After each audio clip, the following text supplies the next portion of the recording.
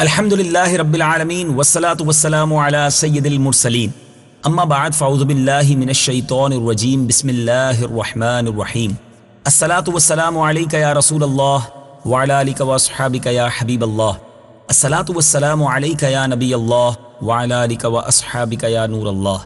میٹھے میٹھے اسلامی بھائیوں اور مدنی چینل کے ناظرین، سلسلہ ہے ایک قصہ ہے قرآن سے۔ قرآن ہے میرا رہنما، قرآن شفا ہے، نور ہے قرآن، جلا دل کی میرا قرآن، رضا رب کی میرا قرآن، قرآن قرآن۔ آج کس موضوع پر بات ہوگی؟ آج کون سا قصہ سننا ہے؟ اللہ اکبر! آج بات ہوگی خلیفۃ اللہ، یعنی اللہ کا خلیفہ۔ ہمارا موضوع ہے اللہ کا خلیفہ۔ اے میرے میٹھے اسلامی بھائیوں، حضرت آدم علیہ السلام کا لقب خلیفۃ اللہ ہے۔ جب اللہ تعالیٰ نے حضرت آدم علیہ السلام کو اپنی خلافت سے سرفراز فرمانے کا ارادہ فرمایا تو اس سلسلے میں اللہ تبارک و تعالیٰ اور فرشتوں میں جو مکالمہ ہوا وہ بہت ہی تعجب خیز ہونے کے ساتھ ساتھ نہایت ہی فکر انگیز اور عبرت آموز بھی ہے۔ آئیے سنتے ہیں۔ اللہ تبارک و تعالیٰ نے فرمایا، اے فرشتوں، میں زمین میں اپنا خلیفہ بنانے والا ہوں جو میرا نائب بن کر زمین میں میرے احکام کو نافذ کرے گا۔ فرشتوں نے جواب دیا، اے باری تعالیٰ، کیا تو زمین میں ایسے شخص کو اپنی خلافت اور نیابت کے شرف سے سرفراز فرمائے گا جو زمین میں فساد برپا کرے گا اور قتل و غارت گری سے خون ریزی کا بازار گرم کرے گا؟ اے اللہ، اس شخص سے زیادہ تیری خلافت کے حقدار تو ہم ملائکہ کی جماعت ہے، کیونکہ ہم ملائکہ نہ زمین میں فساد پھیلائیں گے نہ خون ریزی کریں گے، بلکہ ہم تیری حمد و ثنا کے ساتھ تیری ربوبیت کا اعلان اور تیری قدوسیت اور پاکی بیان کرتے رہیں گے، اور تیری تسبیح اور تقدیس سے ہر لہجہ ہر آن رطب اللسان رہتے ہیں۔ لہٰذا ہم فرشتوں کی جماعت میں سے ہی کسی کے سر پر اپنی خلافت کا تاج سجا دے اور اس کو خلیفۃ اللہ کے لقب سے سر بلند فرما۔ اللہ تعالیٰ نے ارشاد فرمایا، اے فرشتوں، آدم علیہ السلام کے خلیفہ بنانے میں جو حکمتیں اور مصلحتیں ہیں ان کو میں ہی جانتا ہوں، تم گروہ ملائکہ ان حکمتوں اور مصلحتوں کو نہیں جانتے۔ فرشتے باری تعالیٰ کے ارشاد کو سن کر اگرچہ خاموش ہو گئے، مگر انہوں نے اپنے دل میں یہ خیال چھپائے رکھا کہ اللہ تعالیٰ خواہ کسی کو بھی اپنا خلیفہ بنا دے مگر افضل و کمال میں ہم فرشتوں سے بڑھ کر نہ ہوگا، کیونکہ ہم ملائکہ فضیلت کے جس منزل پر ہیں وہاں تک کسی مخلوق کی رسائی نہیں ہو سکے گی، اس لیے فضیلت کے تاجدار بہرحال ہم فرشتوں کی جماعت ہی رہے گی۔ اس کے بعد اللہ تعالیٰ نے حضرت آدم علیہ السلام کو پیدا فرما کر تمام چھوٹی بڑی چیزوں کا علم ان کو عطا فرمایا، اور اس کے بعد پھر اللہ تبارک و تعالیٰ اور ملائکہ کا بڑا خوبصورت بہت پیارا مکالمہ ہوا۔ رب عز و جل نے فرمایا، اے فرشتوں، اگر تم اپنے دعوے میں سچے ہو کہ تم سے افضل کوئی دوسری مخلوق نہیں ہے تو تمام ان چیزوں کے نام بتاؤ جن کو میں نے تمہارے پیش نظر کر دیا ہے۔ فرشتے کہنے لگے، اے اللہ تعالیٰ، تو ہر نقص و عیب سے پاک ہے، ہمارے پاس تو اتنا ہی علم ہے جو تو نے ہمیں عطا فرمایا ہے، اس کے سوا کسی اور چیز کا علم ہمیں نہیں ہے۔ ہم بالیقین یہ جانتے ہیں اور مانتے ہیں کہ بلا شبہ علم و حکمت کا خالق اور مالک میرے مالک صرف تو ہی ہے۔ اور پھر اللہ تبارک و تعالیٰ نے حضرت آدم علیہ السلام کو مخاطب فرما کر ارشاد فرمایا کہ اے آدم، تم ان فرشتوں کو تمام چیزوں کے نام بتاؤ۔ تو حضرت آدم علیہ السلام نے تمام اشیاء کے نام اور ان کی حکمتوں کا علم فرشتوں کو بتا دیا، جس کو سن کر فرشتے متعجب محو حیرت ہو گئے۔ اللہ تبارک و تعالیٰ نے فرمایا، اے فرشتوں، کیا میں نے تم سے یہ نہیں فرما دیا تھا کہ میں آسمانوں و زمین کی چھپی ہوئی تمام چیزوں کو جانتا ہوں؟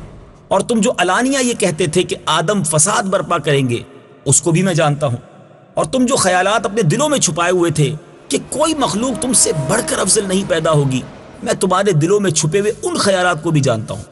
پھر حضرت آدم علیہ السلام کے فضل و کمال کے اظہار و اعلان کے لیے اور فرشتوں سے ان کی عظمت و فضیلت کا اعتراف کرانے کے لیے اللہ تعالیٰ نے سب فرشتوں کو حکم دیا کہ تم سب حضرت آدم علیہ السلام کو سجدہ کرو۔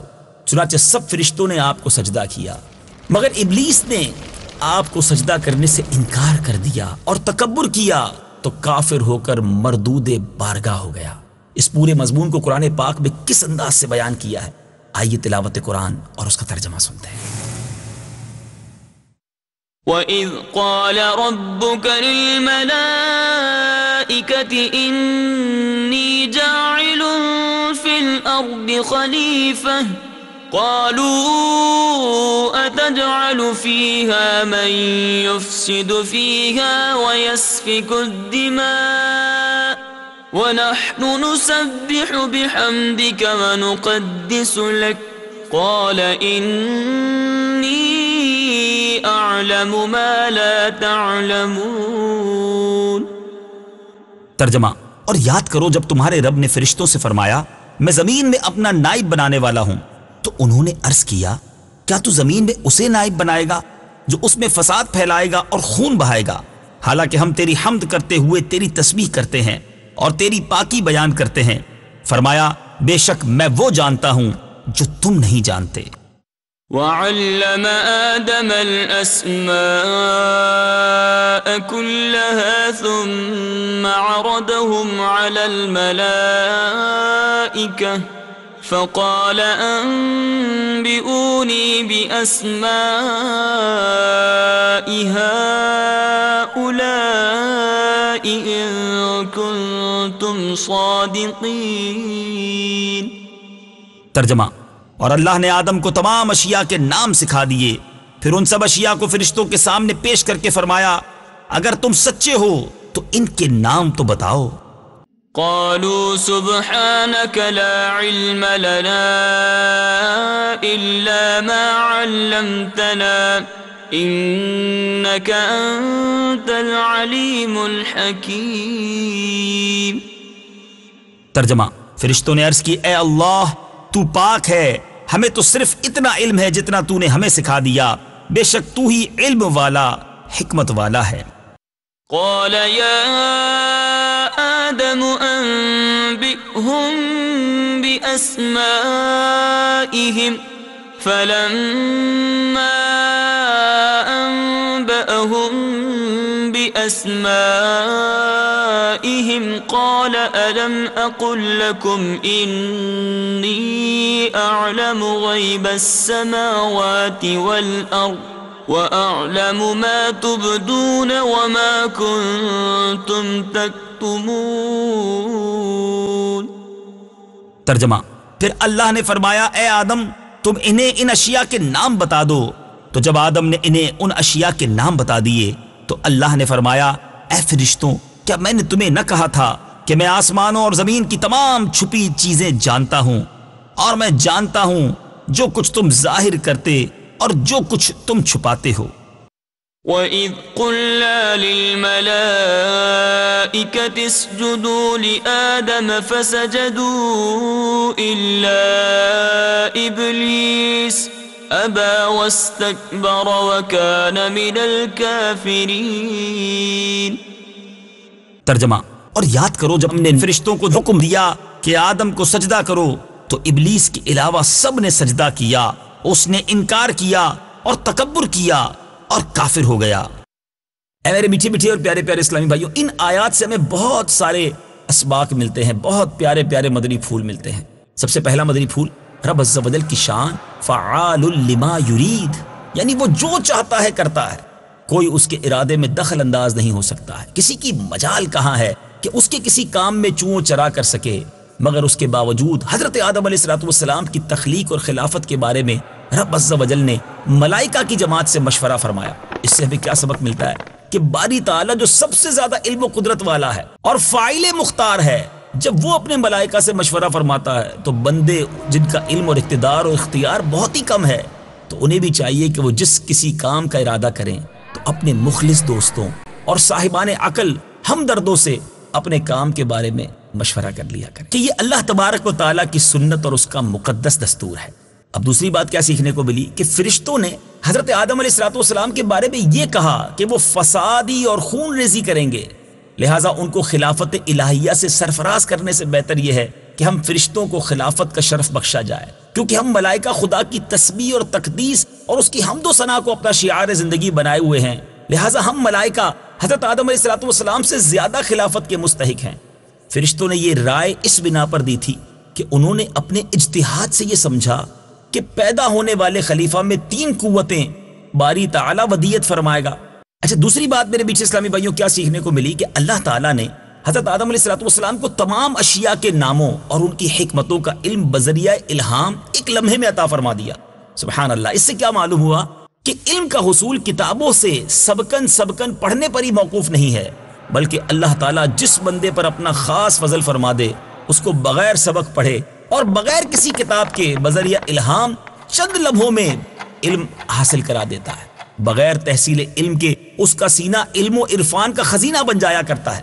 چنانچہ بہت سے اولیاء کرام کے بارے میں یہ بڑی معتبر روایت سے ثابت ہے کہ انہوں نے کسی مدرسے میں قدم بھی نہیں رکھا، نہ کسی استاد سے سبق پڑھا، نہ ہی کسی کتاب کو ہاتھ لگایا، مگر شیخ کامل کی باطنی توجہ اور فضل ربی کی بدولت چند منٹوں بلکہ چند سیکنڈوں میں الہام کے ذریعے وہ تمام علوم و معارف کے جامع کمالات بن گئے.